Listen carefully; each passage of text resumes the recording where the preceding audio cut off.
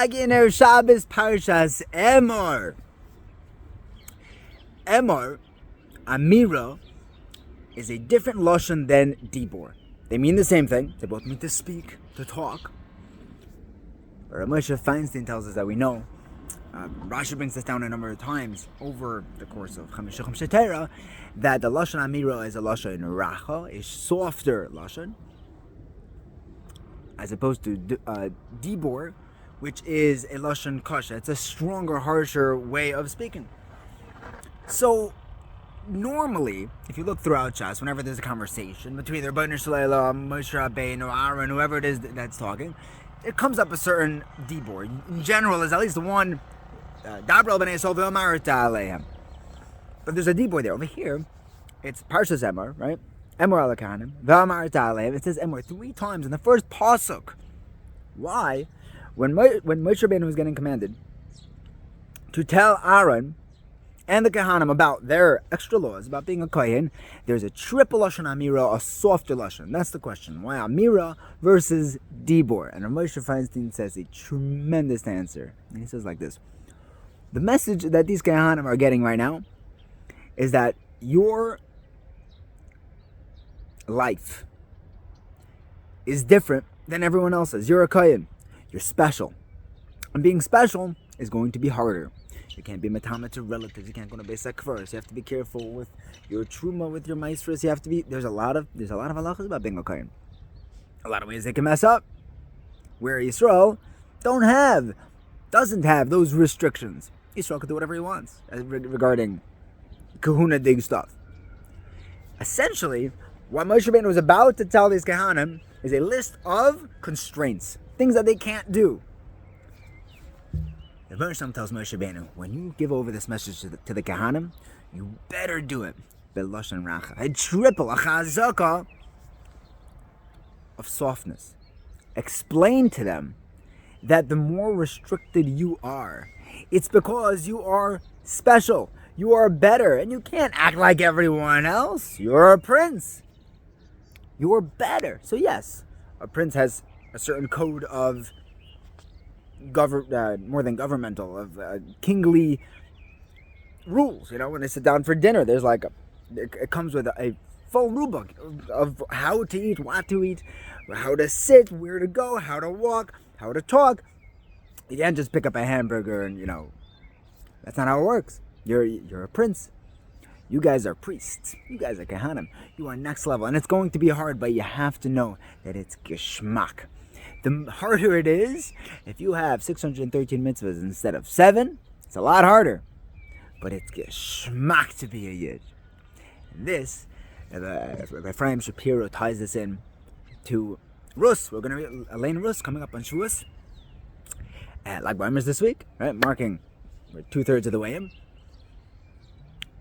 When Naomi is telling Rus, yeah, you don't want to be Jewish. This is not for you. Right, and that's the way we're supposed to. We're supposed to discourage people who are looking into being Megayer. So what does Naomi say? Naomi has a list of things which are encoded in the Psukim. And she says that, there are restrictions of Tchum. There are places where you can't go. There's a 2,000 amma radius where you can't walk beyond on Shabbos. And there are places where you cannot lodge. And she lists a whole bunch of places where you cannot, where you will be constrained as a Jew. What's Rus's response? And listen carefully. I never understood this before. It's an Avtali Kempa song, which helps me remember the psukim. It ends off with Amei Chami, right? Your people are my people. That's the punchline. But first she says, wherever you will go, I will go. Wherever you will sleep, I will sleep. If I tell you, there are places you can't go, your response is, okay, so wherever you can't go, I won't go. Wherever we're not allowed to do, I won't do it. Wherever you can't sleep, I won't sleep. I will follow the rules. But Rus responded in the positive.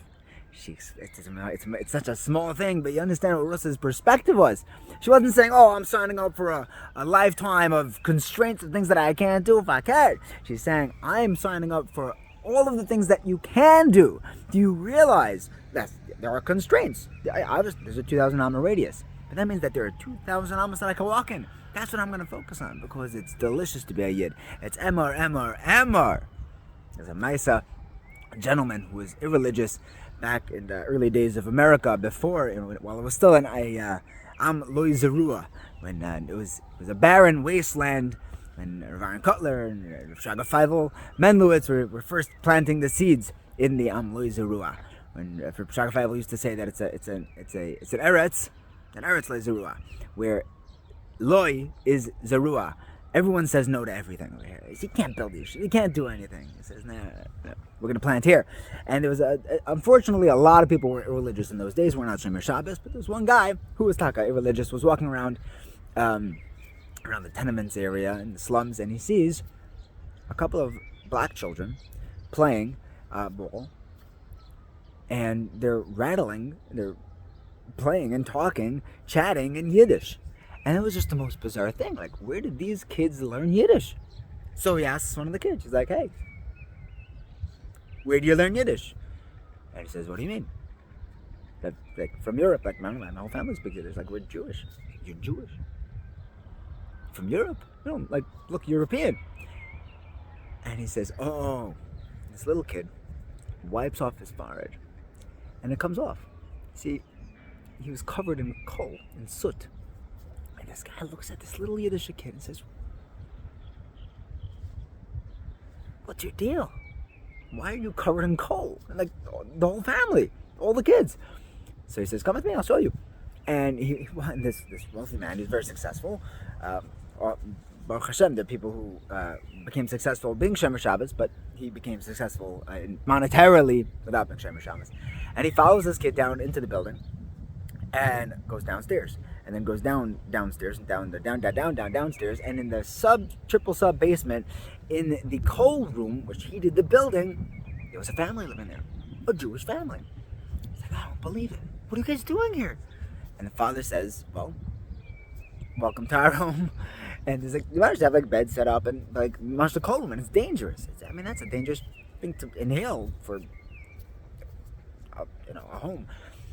And he says, well, I can't afford a home. And the owner of the building lets us live down here. He says, you can't live here. This is impossible. He said, well, I can't afford anywhere else.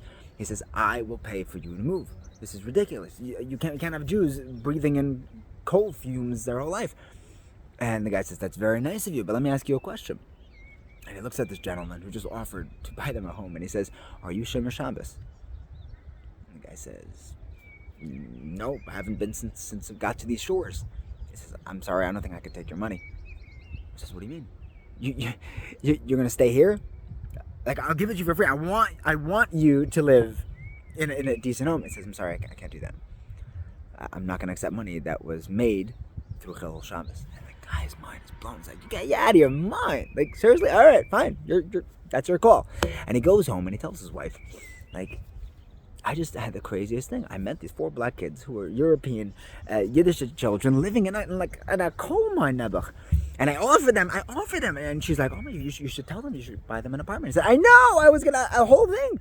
But they turned me down because my money comes from Chilul Shabbos. And he sees his wife just crumbles. And she says, when we first got here, you said that you were gonna keep Shabbos. We were gonna keep Shabbos. Remember why we stopped? He said, yeah, because I got fired every Saturday. I said, yeah, but you said that as soon as you got on your feet, we were going to keep Shabbos again. What happened with that? It was a real moment of introspection.